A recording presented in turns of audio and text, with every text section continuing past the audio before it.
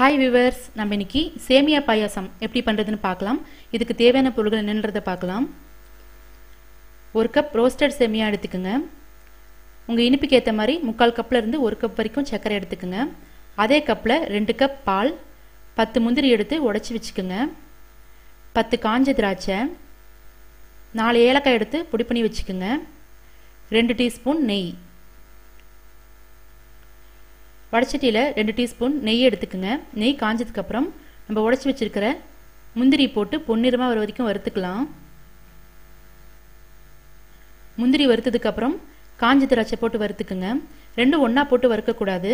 திராட்சை போட்டோடனே வறுப்பட்டுரும், முந்திரி லேட் ஆகும். அதனால் தனித்தனியாக வறுத்துக்குங்க. நல்லா வறுப்பட்டுருச்சு. இதை ஒரு பிளேட்டில் எடுத்து வச்சுக்கோங்க. இப்போ அதே வடச்சட்டியில் சேமியாவை போட்டு வறுத்துக்கலாம். எனது ரோஸ்டட் சேமியாங்கிறதுனால ஒரு 30 செகண்ட் மட்டும் வறுத்தா போதும்.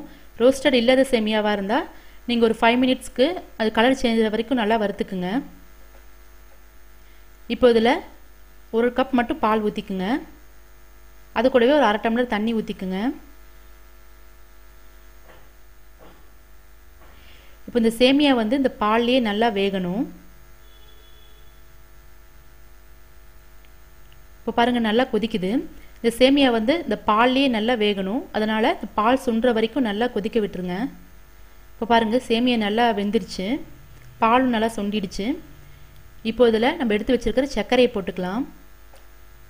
சர்க்கரை போட்டு நல்லா மிக்ஸ் பண்ணி விட்டுருங்க. இப்போ பாருங்கள், சர்க்கரை நல்லா கரைஞ்சிடுச்சு. இதில் நம்ம பொடி பண்ணி வச்சிருக்கிற ஏலக்காவை போட்டுக்கலாம். நம்ம ஏற்கனவே 1 கப் பால் ஊற்றிருக்கோம். இப்போ இன்னொரு கப் பால் ஊற்றிக்கலாம். ரொம்ப கெட்டியாக இருந்ததுன்னு ஃபீல் பண்ணிங்கன்னா தேவையான அளவு தண்ணி கூட ஊற்றிக்குங்க. ஊற்றிட்டு நல்லா மிக்ஸ் பண்ணி விட்டுருங்க. இது ஒரு 2 நிமிஷத்துக்கு கொதிக்க வைங்க. கொதிச்சதுக்கப்புறம் ஃபைனலாக நம்ம வறுத்து வச்சுருக்கிற முந்திரி திராட்சையை போட்டு மிக்ஸ் பண்ணிக்கலாம்.